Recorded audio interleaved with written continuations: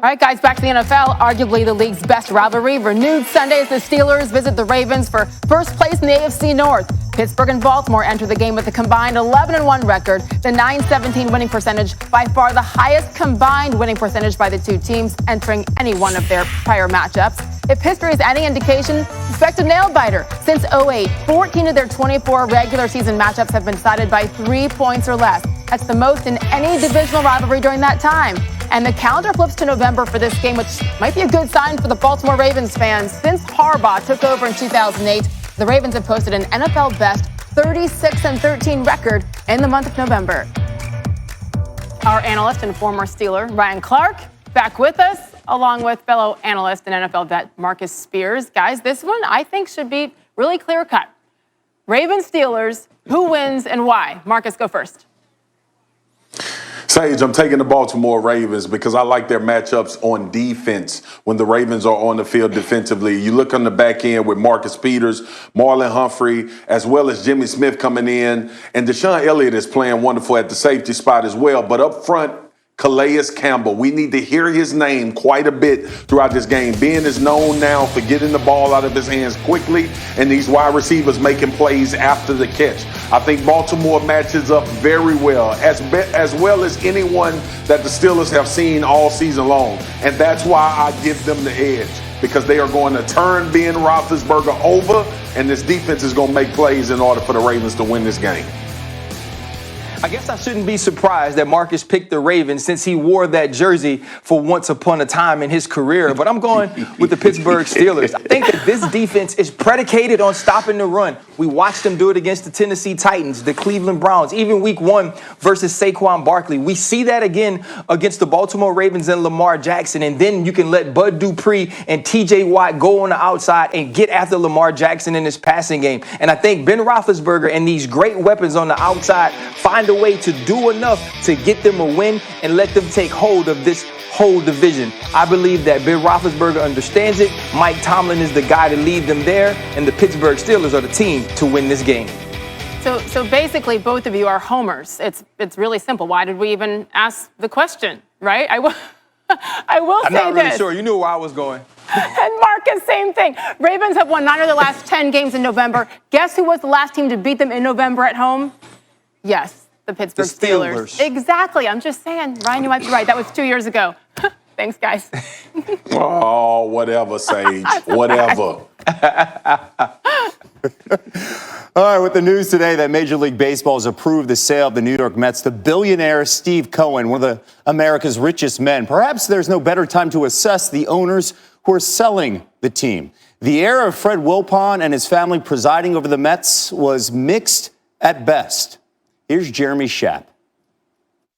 Now look who's throwing the ball.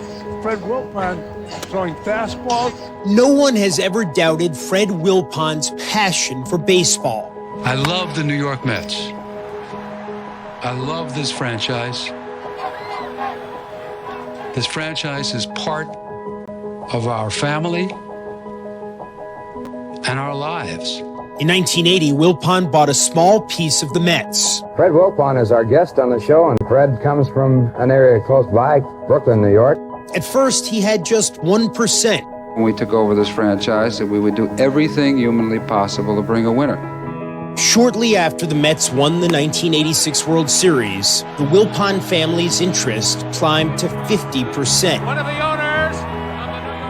Finally, in 2002, the Wilpons took complete control, with Fred, his brother-in-law Saul Katz, and his son Jeff running the team. Now the Wilpons are selling, and Mets fans are overjoyed. I'm one of those very ecstatic Mets fans that we finally got rid of the Wilpon. I want anybody to buy New York Mets, just Wilpon not to be there anymore. Why the euphoria? Not just because the Wilpons are selling, but because they're selling to this man, Stephen A. Cohen. He'll instantly become the richest owner in baseball. Forbes estimates his fortune at greater than $14 billion. The hope is that the Mets might start operating like a team worth billions, a New York team, rather than a team watching every nickel. They did and do care about the New York Mets. It's just I think they they were always half-stepping. And I think now there won't be a half-step. You don't live and die with the Mets. You die and die with the Mets. And I think Steve Cohen is going to change that perception and that reality. The reality for the last decade plus has been shaped by the Wilpons' long association with this man, their investment advisor, Bernie Madoff. After his Ponzi scheme fell apart in 2008, the Wilpons were left exposed. The bankruptcy trustee in the Bernie Madoff stock swindle claims Fred Wilpon and his family owe hundreds of millions of dollars in tainted profits, and they ignored warning signs Madoff was a fraud. Eventually, the Wilpons reached a settlement that required them to pay $162 million to a fund for Madoff's victims. I do think that sort of solidified their feeling that we're going to have to run this as a mid-market team in the biggest market. And obviously that's a recipe for failure, and that's been proven out. Popped up. He the Yankees win it! When Mets fans think about the Wilpon era, there was plenty of failure. In 2007, the Mets blew a 7-game division lead in the season's final 2 weeks. The next year, more of the same. In 34 seasons, with the Wilpons controlling at least 50% of the team, the Mets reached the World Series twice, 2000 and 2015. Here comes the run to tie the game! In each of those World Series, they won only one game. If there was one transcendent moment in the Wilpons' time as owners, it was this, the first game played in New York after 9/11. This one has a chance! Home run! Mike Piazza! Watching that ball sail are really an incredible experience. I think that the proudest moment they had as owners of the Mets was representing the way their organization responded to the terrorist attacks of 9/11. Now, as the Wilpon era ends, Mets fans are hoping that a change in ownership might shift the balance of power in baseball in New York. That the Mets might finally emerge from the giant shadow cast by the team that plays 7 miles to the north and west of Citi Field. They're a team that could take New York from the Yankees. That is possible. Mets fans want their own George Steinbrenner. Is Steve Cohen that guy? Maybe a 2021 version of George Steinbrenner. George didn't want to run with the pack. He wanted to be out in front of the pack, and I think that Steve has that same DNA. You know, after the sale, among his many objectives, Steve Cohen said he plans to reinstitute pre-pandemic salaries to Mets employees who have taken pay cuts since March.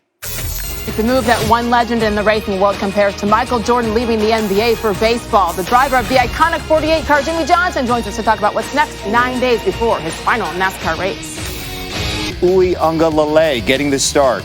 College Game Day has more on this developing story. Reese Davis from Happy Valley. It's going to be a different kind of scene on Halloween night. Typically a whiteout when Ohio State comes to Happy Valley to take on Penn State. Nobody in the stands, but a big-time Big Ten showdown, really a do-or-die game for Penn State in terms of their Big Ten hopes. Reese Davis and David Pollack here. Before we get to the Nittany Lions and the Buckeyes, the story of the day of the week in college football is Clemson's Trevor Lawrence tested positive for the coronavirus, says he'll be watching from isolation and hopes that he'll be back against Notre Dame next week. That remains to be seen. But as it pertains to the Boston College game tomorrow, DJ Uiagalelei will be the quarterback. He's a highly touted freshman. What does the Tigers offense look like with him at the helm? Well, you know, we've been talking about Travis Etienne all the time, and he kind of takes a back seat to Trevor Lawrence. Well, now it's Travis Etienne's show, and I think they're going to be a very physical, ground and pound team. Take shots down the field. He's got a big arm. You just go out there and you out-physical Boston College, let your defense play well. I just don't think it'll be as high-flying, as soaring, as much passing. A little glimpse of the future. Uiagalelei is the guy that they believe will be the successor to Trevor Lawrence. So Tyson Pumachan might have something to say about that before it's over. Boy, killing those names, dog. Killing them. The game that we'll have here, Ohio State, Penn State, Nittany Lions coming off a bitter disappointment to Indiana. What are the keys to the game?